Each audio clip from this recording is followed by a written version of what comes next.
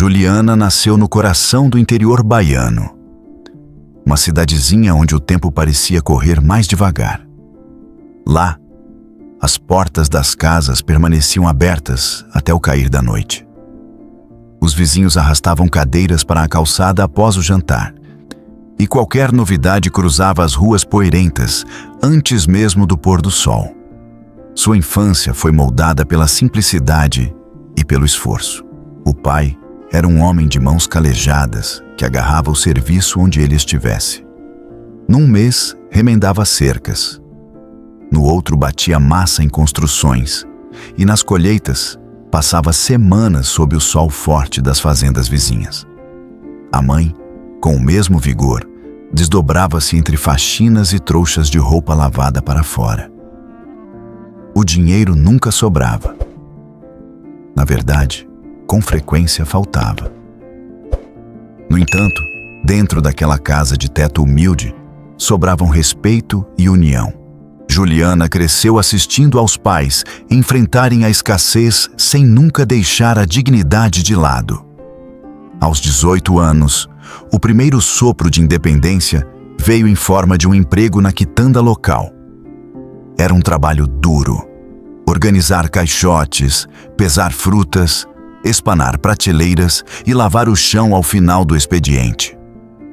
Mas cada centavo daquele salário modesto brilhava como ouro para ela. Foi nessa mesma época que Marcos cruzou seu caminho. Ele tinha um sorriso fácil, uma lábia envolvente e o dom de encantar sem esforço. No início, o namoro parecia saído de um romance de rádio. Marcos esperava por ela na saída do trabalho, surpreendia-a com botões de rosas colhidos nos sítios da região e enviava mensagens repletas de carinho. Prometia o mundo, uma vida próspera, uma família unida e a proteção que ela achava que precisava. Encantada, Juliana acreditou. 2 anos depois, entravam na igreja para selar o matrimônio. Os primeiros meses foram a extensão desse sonho. Alugaram uma casa simples, compraram uma televisão parcelada em 12 vezes, uma geladeira usada e uma cama nova. Tijolo por tijolo, Juliana via o lar dos seus sonhos ganhar forma. Contudo, a ilusão durou pouco. O homem por quem ela havia se apaixonado começou a desaparecer, dando lugar a uma sombra amarga. Primeiro, Marcos passou a estender as horas nos bares após o expediente. Depois, o dinheiro da casa começou a minguar. Logo, as críticas veladas viraram rotina. Nada do que Juliana fazia parecia bastar. Se a comida estava saborosa, faltava sal. Se estava impecável, o horário do jantar estava errado. Se a casa brilhava de limpa, ele encontrava um canto invisível para apontar o dedo. Os elogios e os abraços escassearam até sumirem de vez. Quando Juliana adoecia, dependia da própria sorte e de moedas contadas para comprar um remédio. Quando as contas apertavam, o problema era exclusivamente dela. Embora Marcos trabalhasse, ele entregava apenas o mínimo para a sobrevivência do lar.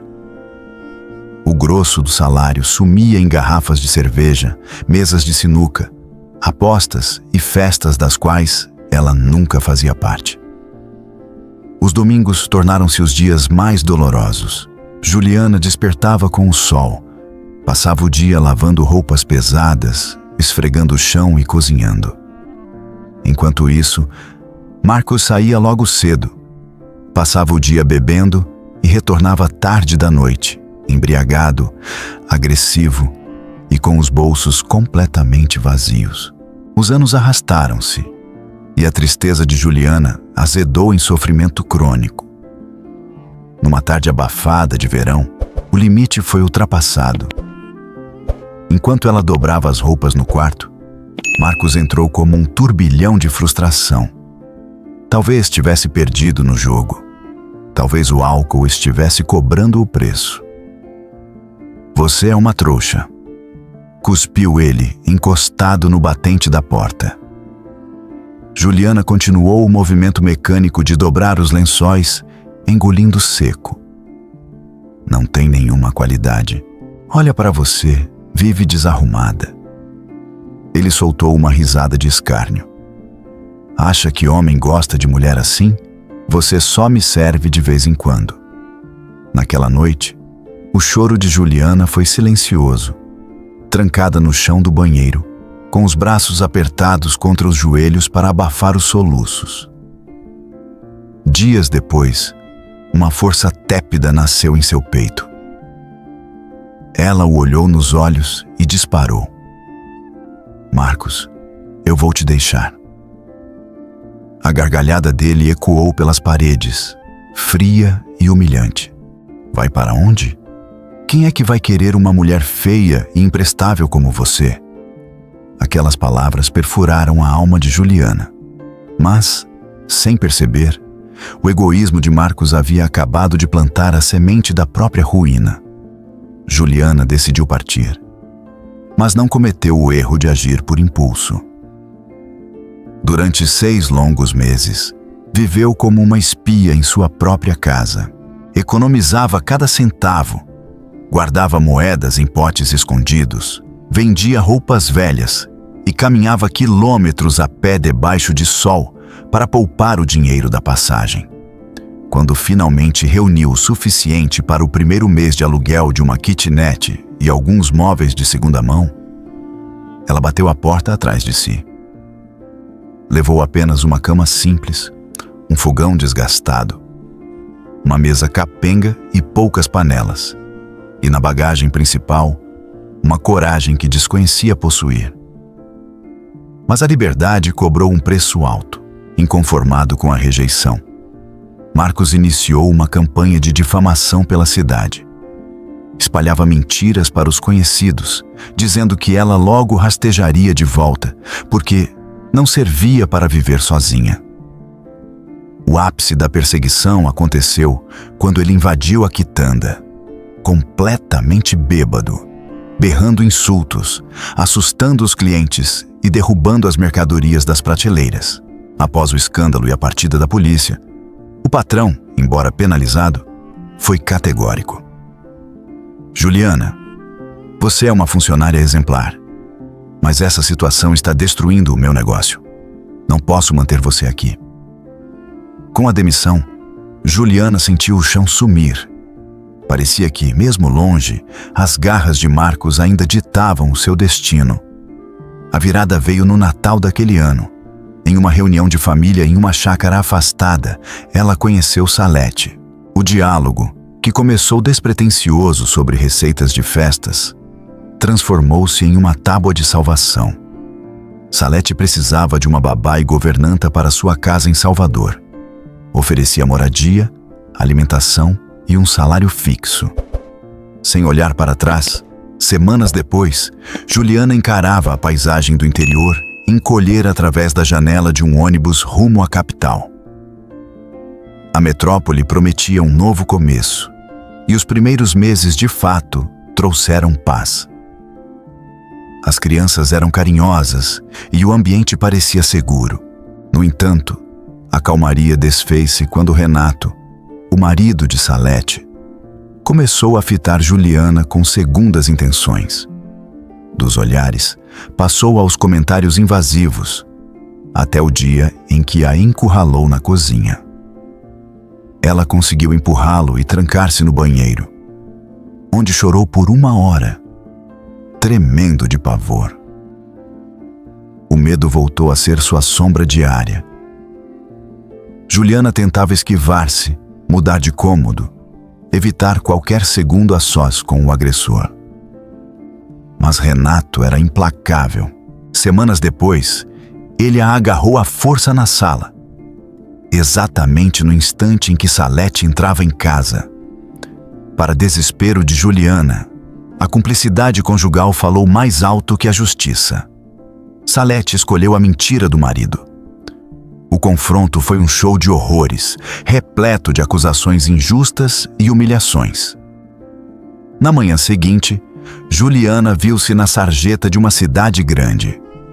sem emprego, sem teto, sem referências e com pouquíssimo dinheiro no bolso. Mudou-se para uma kitnet deplorável na periferia. O teto tinha goteiras crônicas. As paredes eram tomadas pelo mofo, e o calor baiano transformava o cubículo em um forno. Foram os meses mais sombrios de sua existência. Juliana gastou a sola dos sapatos distribuindo currículos por toda Salvador, colhendo apenas portas na cara. As dívidas acumularam-se como uma bola de neve. O cartão estourou. Pequenos empréstimos foram feitos para pagar o aluguel atrasado. Houve dias em que sua única refeição foi um prato de arroz puro. Noites em que jantava apenas café com pão amanhecido, clamando aos céus por um alívio que parecia não vir. A maré começou a virar quando conseguiu uma vaga de assistente de escritório em uma pequena firma de contabilidade. O salário era modesto, mas Juliana agarrou a oportunidade como quem se agarra a uma boia em alto mar. Ela era a primeira a chegar e a última a sair. Devorava os manuais. Aprendeu a organizar o fluxo de documentos. Organizou o arquivo morto e logo passou a resolver problemas que os funcionários mais antigos ignoravam. Tornou-se o braço direito do escritório. Ainda assim, a vida financeira era um sufoco. Todo o salário era engolido pelas dívidas acumuladas no período de desemprego. Numa noite de domingo, exausta e buscando distrair a mente na internet, deparou-se com o vídeo de uma confeiteira ensinando receitas de bolo no pote. Algo estalou em sua mente. No dia seguinte, investiu suas últimas moedas em farinha, açúcar e embalagens plásticas. As primeiras fornadas foram um desastre. Massas soladas, recheios doces demais. Mas a resiliência que herdara dos pais funcionou como combustível. Ela ajustou as receitas e foi para a rua. Vendeu 5 potes no primeiro dia, 10 no segundo. Logo, os pedidos subiram para 50. Sua rotina tornou-se uma maratona sobre-humana. Despertava às 6 da manhã. Enfrentava o expediente na contabilidade e, ao retornar para a kitnet, transformava o espaço em uma linha de produção até às 3 da madrugada. Dormia parcas 3 horas e reiniciava o ciclo. A recompensa veio na noite em que somou os valores e percebeu que havia quitado a última dívida. Juliana chorou um choro limpo, de alívio. Não era apenas o fim de um boleto. Era o rompimento definitivo das correntes que aprendiam ao passado de escassez. Com as finanças saneadas, deu o salto mais audacioso de sua vida. Alugou um pequeno ponto comercial em uma rua movimentada. Nascia ali a sua confeitaria. O início foi claudicante, com equipamentos de segunda mão e poucos clientes. Mas Juliana já sabia do que era feita. Ela era consideravelmente mais forte do que qualquer contratempo. O boca a boca fez o restante.